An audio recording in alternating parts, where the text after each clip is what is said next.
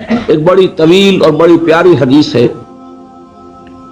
جب غزوہ تبوک کے لیے حضور تشریف لے جا رہے تھے، لشکر بہت بڑا تھا، 30,000 کا لشکر. اس وقت ایک موقع ایسا آیا کہ چونکہ رات کو سفر کیا کرتے تھے، عرب میں آپ کو معلوم ہے دن میں شدید گرمی، لہذا جب طویل سفر ہوتا تھا تو زیادہ سے زیادہ کوشش ہوتی تھی کہ رات کے وقت جتنا بھی فاصلہ طے ہو جائے. پھر فجر کی نماز ادا کر کے بھی جب تک دھوپ کی تمازت نہ ہو، جتنا بھی آگے سفر طے کر لیا جائے، جب دھوپ ہو جاتی تھی تو پھر قیام. ایک مرتبہ ایسا ہوا کہ ساری رات چلتے رہے، پھر فجر کی نماز ادا کی، پھر لشکر کا کوچ ہو گیا. تو اب ظاہر بات ہے وہ وقت ایسا ہوتا ہے کہ شدید نیند کا غلبہ ہوتا ہے، تو تمام صحابہ پر نیند کا غلبہ ہو گیا. نتیجہ کیا نکلا کہ اب اونٹنیاں جو ہے یا اونٹ جن پر وہ سوار تھے انہیں گویا کہ آزادی نصیب ہو گئی. کسی کا منہ ادھر کو اٹھ گیا ادھر چل پڑی، کسی کا ادھر اٹھ گیا ادھر چل پڑی، کسی کو کیکر کا درخت نظر آ گیا اس میں کھڑے ہو کر ناشتہ فرمانا شروع کر دیا، اس لیے کہ جو اوپر سوار ہے وہ اونگ رہا، اور لشکر پورا منتشر ہو گیا. حضرت معاذ بن جبل رضی اللہ تعالی عنہ یہ راوی ہیں اس واقعے کے اور اس حدیث کے، انصاری صحابی ہیں، اور ان کے شان میں حضور نے یہ الفاظ استعمال فرمائے ہیں کہ اعلمہم بالحلال والحرام معاذ بن جبل. میرے صحابہ میں حلال اور حرام کے احکام سے سب سے بڑھ کر واقف معاذ بن جبل ہیں. یعنی فقہی معلومات ان کی بہت تھی. اللہ نے جیسا میں نے کل عرض کیا تھا، ہر چیز کا اپنا ایک تقاضا ہوتا ہے. کسی کا فلسفیانہ ذہن ہوتا ہے، اسے قانون سے دلچسپی نہیں ہوتی. کسی کا قانونی ذہن ہوتا ہے، اسے فلسفے سے دلچسپی نہیں ہوتی. تو حضرت معاذ بن جبل رضی اللہ تعالیٰ عنہ کو قانون اور احکام سے بڑی دلچسپی تھی. تو حضور نے فرمایا اعلمہم بالحلال والحرام معاذ بن جبل. انہی کو عامل بنا کر حضور نے یمن بھیجا تھا. تو جو گفتگو اس وقت ہوئی تھی وہ بہت اہم ہے فقہی اعتبار سے، کہ اجتہاد کے لیے وہی دلیل ہمارے ہاں، وہی حدیث جو ہے بطور دلیل بیان ہوتی ہے. حضور نے فرمایا معاذ تمہیں میں یمن بھیج رہا ہوں، کوئی معاملہ پیش آئے گا تو کیا کرو گے؟ عرض کیا کہ حضور اللہ کی کتاب کی طرف رجوع کروں گا، جو حکم ملے گا اس کے مطابق فیصلہ کروں گا. آپ نے دریافت فرمایا اگر اللہ کی کتاب میں کوئی واضح حکم نہ ملے تو کیا کرو گے؟ تو عرض کیا کہ حضور پھر میں آپ کے فرامین، آپ کے فرمودات جو بھی میرے علم میں ہے ان کی طرف رجوع کروں گا، اس کے مطابق فیصلہ کروں گا. پھر تیسری مرتبہ سوال کیا اگر میری بھی کوئی بات تمہارے علم میں نہ ہو پھر کیا کرو گے؟ تو عرض کیا ثم اجتہد، پھر میں اجتہاد کروں گا. تو حضور نے شاباش دی کہ یہی طریقہ ہے، یہی سے وہ لفظ اجتہاد چلا ہے. اور اجتہاد کے لیے جو دلیل ہے نقلی منقول حضور سے وہ یہی حدیث. بہرحال یہ تعارف ہو گیا حضرت معاذ بن جبل کا. وہ راوی ہیں، وہ فرماتے ہیں کہ بقیہ تو سب لوگ جو ہے اونگ رہے تھے اور لشکر منتشر ہو گیا تھا، لیکن میں خاص طور پر حضور کے ساتھ ساتھ لگا رہا. حضور کی اونٹنی چل رہی ہے، میں نے بھی اپنی سواری کو ساتھ لگائے رکھا. اس کی وجہ تھی کہ تخلیہ میں ایک بات پوچھنا چاہتے تھے حضور سے، تو اس کے متلاشی تھے. لہذا اب آدمی جب اس کو ذہن پہ کوئی ایک ارادہ ہو تو اونگ نہیں آئے گی نا. لہذا وہ جاگ رہے ہیں، پوری طرح ہوشیار ہیں. حضور کی اونٹنی چلی جا رہی ہے اور آپ جب اونٹ پر سوار ہوتے تھے تو ایک کجاوا سا ہوتا تھا، پردے ہوتے تھے اس پر. تو حضور اپنے ان پردوں میں. اچانک حضور کی اونٹنی نے ٹھوکر کھائی، اس سے وہ بدکی. ساتھ ہی چونکہ اونٹنی بالکل برابر چل رہی تھی حضرت معاذ کی، وہ بھی بدک گئی.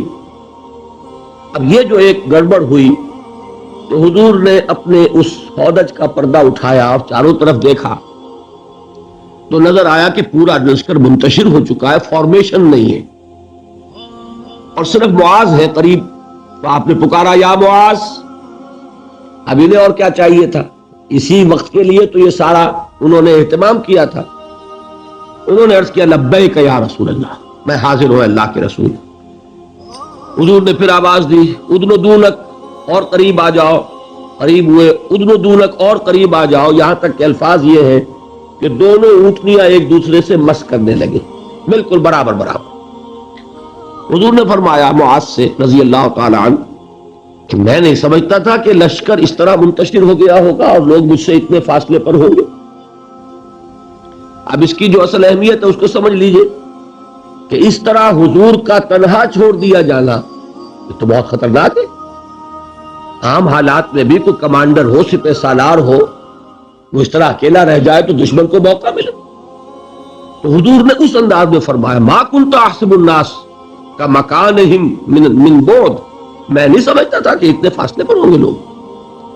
تو میں عرض کیا کرتا ہوں یہ موقع ہوتا ہے اگر ہم جیسا کوئی ہوتا تو وہ اپنی خاص خدمت کا ذکر کرتا، دیکھیے حضور، اور دوسرے لوگوں کی تنقیص کرتا، لوگوں کو خیال ہی نہیں ہے، توجہ ہی نہیں کرتے، اور میں تو بالکل آپ کے ساتھ لگا ہوا ہوں۔ اس کے برعکس طرز عمل تھا حضرت معاذ کا۔ انہوں نے عرض کیا حضور لوگ رات بھر جاگتے رہے ہیں، اب نیند کا اثر ہو گیا ہے، تو فی اثر الدلجہ، اس کی وجہ سے لوگ اونگ گئے ہیں، تو اونٹنیاں جو ہے اب آزاد ہو گئی ہیں۔ اب اس کا جواب سنیے، حضور نے بھی کوئی تکلف فرما کر اپنے آپ کو سپر ہیومن کی حیثیت سے پیش کرنے کی کوشش کبھی نہیں کی۔ آپ نے فرمایا وَأَنَا كُنْتُ نَاعِسًا، ہاں میں تو خود بھی اونگ رہا تھا صلی اللہ علیہ وسلم۔ یعنی یہ معاملہ جو ہے انہوں نے معذرت پیش کی سب کی طرف سے، اور حضور نے وہ معذرت بھی قبول کی اور اتنی بڑی بات فرما دی انا كنت ناعسا، ہاں بات بالکل ٹھیک ہے، میں خود بھی اونگ رہا تھا۔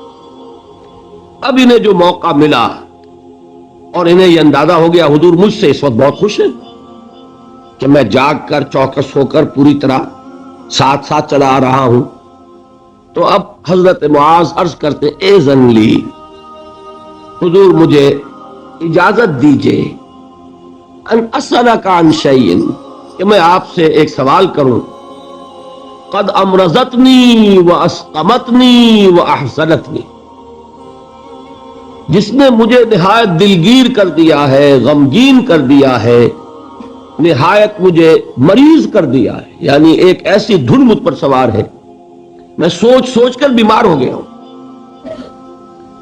حضور نے فرمایا سل ما شئت، بڑا پیارا انداز ہے یہ، جیسے کبھی آپ بادشاہوں کی کہانیوں میں سنتے ہوں گے، پڑھتے ہوں گے، بادشاہ راضی ہو گیا مانگو کیا مانگتے ہو، تو یہاں تھوڑا سا اس کا انداز ہے سل ما شئت، جو پوچھنا چاہو پوچھو، کھلی چھوٹ ہے۔ اس وقت ظاہر بات ہے تخلیہ بھی ہے اور حضور کا خاص اس وقت التفات ہے۔ تو انہوں نے سوال کیا، یہ ہے اصل میں میرے اور آپ کے سوچنے کی بات۔ صحابی ہے، صحابہ میں اس درجے کے حامل ہیں کہ حضور نے سپرلیٹو ڈگری استعمال کی ہے ایک خاص اعتبار سے، افعل التفضیل اعلمهم بالحلال والحرام معاذ بن جبل، صحابہ میں حلال اور حرام کے سب سے زیادہ جاننے والے معاذ بن جبل ہیں۔ حضور کے نکاحوں میں ان کا وہ مقام ہے کہ یمن کا گورنر بنا کر بھیجا ہے، لیکن انہیں کیا فکر دامنگیر ہے۔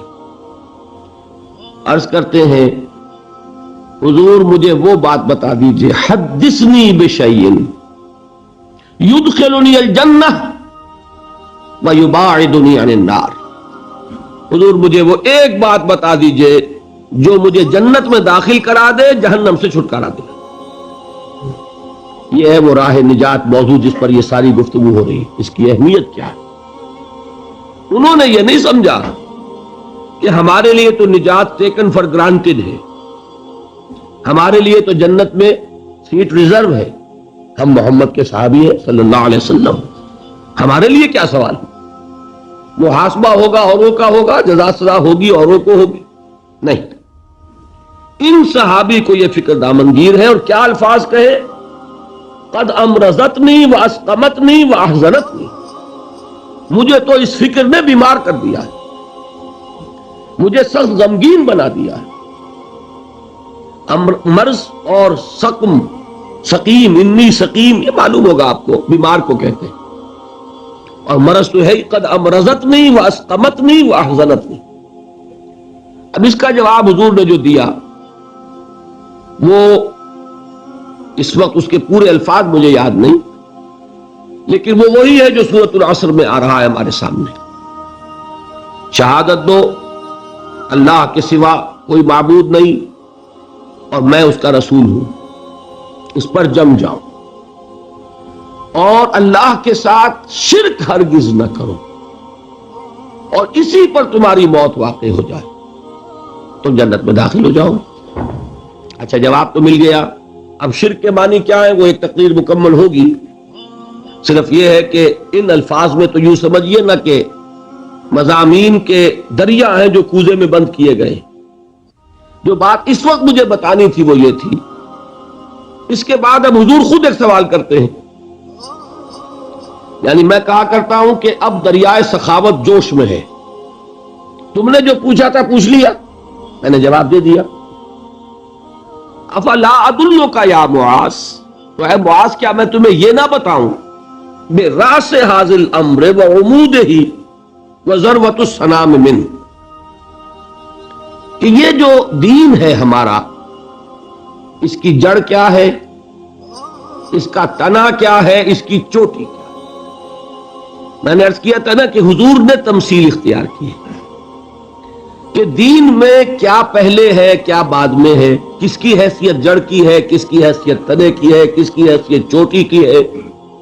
جب تک کہ اس کا فہم حاصل نہیں ہوگا، ہو سکتا ہے کہ بنیادی باتیں آپ نظر انداز کر رہے ہو اور ثانوی اور غیر اہم باتوں کو آپ بڑی مضبوطی سے تھام کر بیٹھے ہوئے ہو.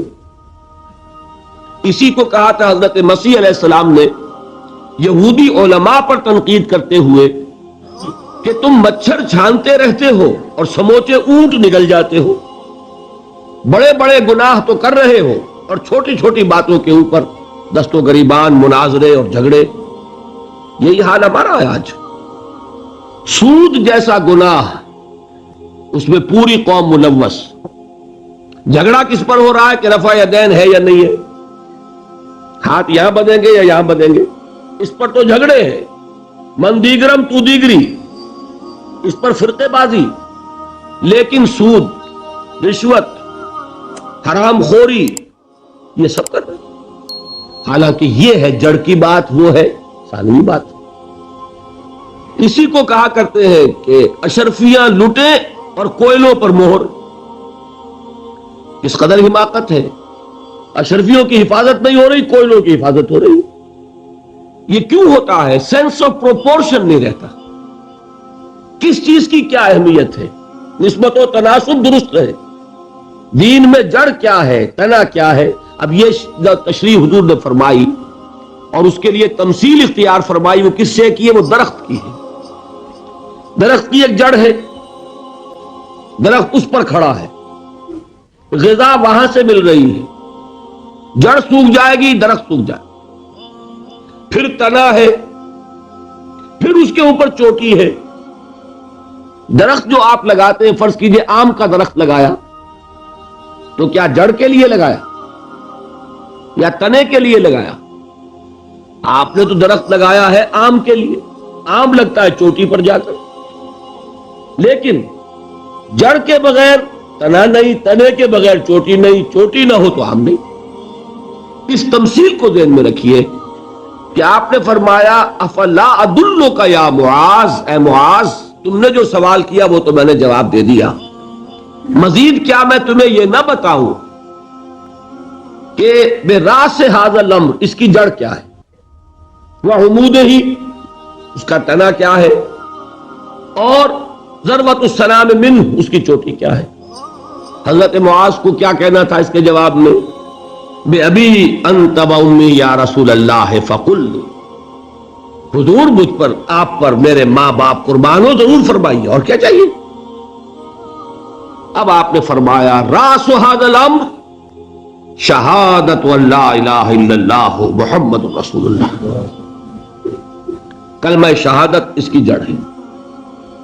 وعمودہ، اور اس کا تنا کیا ہے؟ اقام الصلاۃ و ایتاء الزکاۃ، نماز کا قائم کرنا، زکوٰۃ کا ادا کرنا. اور اس کی چوٹی کیا ہے؟ وذروۃ السنام منہ الجہاد فی سبیل اللہ، چوٹی جو اس درخت کی ہے وہ جہاد فی سبیل اللہ. اب بات سمجھ میں آئی؟ اس تمثیل میں ایک چیز کا میں آپ کو سمجھانے کے لیے اضافہ کر رہا ہوں. دیکھیے، ایمان ایک جڑ ہے، عمل صالح تنا ہے، اس کے اوپر جو پھل لگتا ہے وہ تواسی بالحق ہے. جیسے کہ آپ کو معلوم ہے آم کی گٹھلی میں آم کا پورا درخت ہے کہ نہیں، جسے آپ کہتے ہیں پوٹینشلی بالقوہ آم کی گٹھلی میں پورا آم کا درخت موجود ہے. وہ گٹھلی زمین میں دبے گی، نمی پہنچے گی، وہ پھولے گی، پھٹے گی، 2 پتیاں نکلیں گی، ابتدائی غذا اسی میں موجود ہے. اس کے بعد اس کی جڑ نیچے جائے گی، اب وہ زمین سے غذا جذب کرے گی اور اب وہ پودے کی شکل اختیار کرے گی. یہ پودا اپنی پختگی کو پہنچے گا ایک خاص عمر کو، تو اب اس میں پھل لگے گا. پھل جڑ میں نہیں لگتا، پھل تنے میں نہیں لگتا، وہ چوٹی پر لگتا ہے. اس پھل میں پھر وہ گٹھلی موجود ہے، اس گٹھلی سے ایک اور درخت وجود میں آئے گا، اس کو آپ لگائیں گے، اب ایک اور درخت وجود میں آئے گا. اسی طرح سمجھیے ایمان. اچھا ایک بات اور جان لیجئے، گٹھلی اگر گلی سڑی ہوئی ہے تو اس سے درخت وجود میں نہیں آئے گا. زمین اگر خراب ہے، بنجر ہے، شور ہے اس میں، اس سے بھی وہ گٹھلی بھی ضائع ہو جائے گی. 2 شرطیں ضروری ہیں، گٹھلی صالح ہو، صحیح ہو، گلی سڑی ہوئی نہ ہو، زمین بھی زرخیز ہو. تو اب جو یہ گٹھلی ہے اس سے وہ درخت وجود میں آیا، اور درخت جب جوان ہو گیا، پختہ ہو گیا، تو اس میں پھر وہ پھل لگا، اس پھل میں پھر وہ گٹھلی ہے جس سے ایک نیا درخت آئے گا. بالکل یہی ترتیب ہے ایمان. یہ اس گٹھلی کے مانند ہے، اس میں سب کچھ ہے،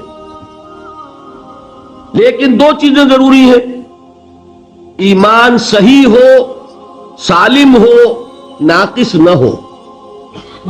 نمبر 2، ہماری شخصیتوں کی زمین صحیح ہو، بنجر نہ ہو. بنجر زمین کسے کہتے ہیں؟ انسانی شخصیت کی زمین بنجر کب ہوتی ہے؟ انسان بودا ہے، کم ہمت ہے، قوت ارادی نہیں ہے، عزیمت نہیں ہے، کریکٹر کی قوت نہیں ہے، تو وہ ایمان بھی ضائع ہو جائے گا. ایمان کیا کرے گا ایسے آدمی؟ تو ایمان صحیح ہو اور شخصیت صحیح ہو.